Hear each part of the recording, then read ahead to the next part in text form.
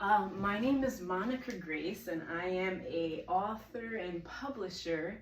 And my passion and purpose is to help women and men, if necessary, to understand their dreams the way that God speaks to you, and to take you on a journey of inner healing, because we all have had trauma. There's nobody on this planet who goes through life and who does not experience some level of trauma and repeated trauma and triggered trauma, and just the list goes on and on. And so for today, I'm going to be talking to you about inner healing. I don't know if you have heard of inner healing. There's plenty of psychiatrists and psychologists and books and all kinds of things on healing. And so some of you may have heard of inner healing, or may not have, or you have some level of familiarity with inner healing. But I'm just going to go into a little bit introduction of inner healing. I believe that you came across this video today because either you've heard about it, or you know a little bit, or you haven't heard anything about it. But I believe that if you came across this video, that you are in need of inner healing. And I know, in life, a lot of us are taught that, when things happen, especially in childhood, that life just goes on. You got a heartbreak, you got rejected, you got bullied, you got disappointed. And so people are just like, oh, well, let it go, forget about it. Life just goes on. I know there was that saying when I was little that you probably have heard, that sticks and stones may break my bones, but words will never hurt me. And that is a big fat lie. It's like words cut deep, they stick with us, they stick in our psyche, they stick in our heart, in our spirit, in our soul.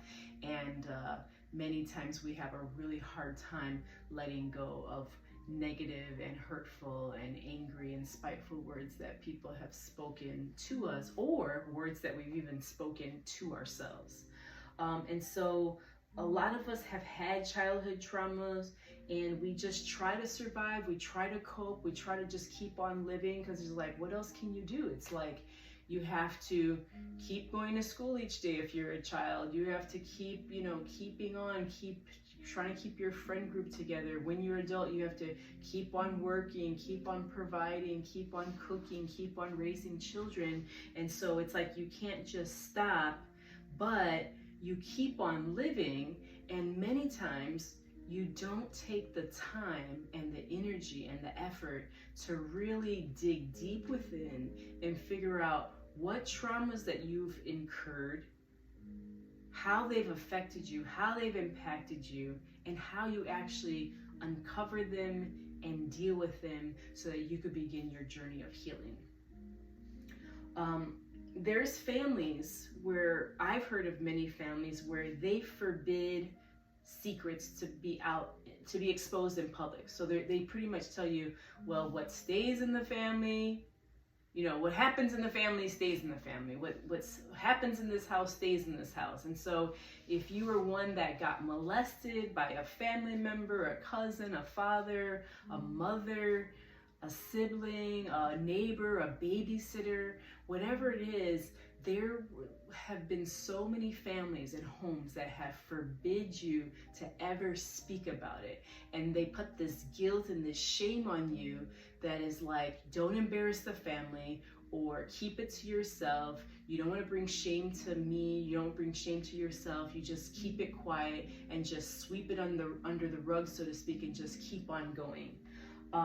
But when families do that, when households do that, when parents and grandparents, when loved ones do that, they sweep it under the rug, and there's no avenue of freedom. It just keeps getting buried and over, life just keeps happening. It just keeps compiling. And so it's like before you know it, you're walking around life and you're a total zombie. It's like you learn to mask it with pretty clothes, you learn to mask it with makeup, you learn to cover it up by making money or achieving some level of success, and or you mask it by jumping from one relationship to another because you're like, well, if I find someone that loves me or treats me right, then that'll cure me, that'll fix me. And so we just jump from one thing to another, one coping mechanism to another. Some people have an addiction of shopping, and shopping is like a trauma. It's like they're trying to heal trauma by making themselves temporarily feel good by buying something, be like, oh, now I feel good, I have a moment of happiness. But then when you check your bank account, or you see that now you don't have much money because you've been on a shopping spree just to try to cover up that trauma and to give yourself a little bit of relief. Some people are addicted to pornography, masturbation. It's like that release, of feeling good, that oxytocin. They're just like, okay, if I could do this, then I could feel good, I could feel loved, I could have this good feeling. And so that's like a coping mechanism. Another coping mechanism is some people live like in a fantasy world. Like, I don't know if you've ever met people where they're habitual liars and they just live in this fantasy world. And so for them, that's their way of escaping, because their reality is so bad that they create this fake self, this fake world, because they're like, if I live in this fantasy world and I could convince my brain that I have a great life, then they could get by, and that's their way of coping.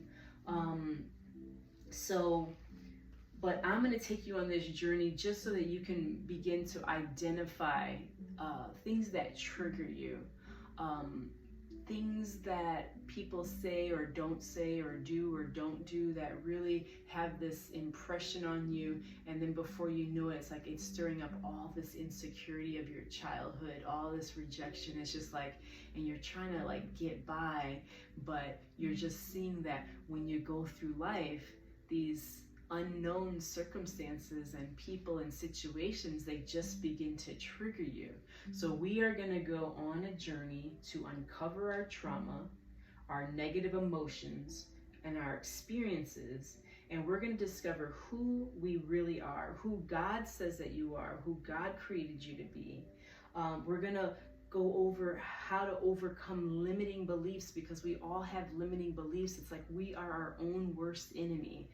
We block ourselves from most of the blessings that God has for us because of our own limiting beliefs. We're also going to go over, I'm going to talk to you about ways to release that pain.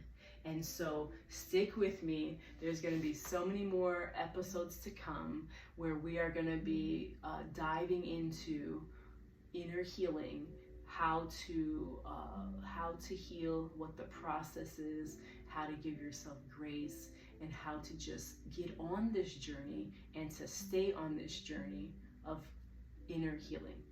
I love you and I bless you. It's Monica Grace with Grace for Grace. Till next time, we'll talk soon. Bye-bye.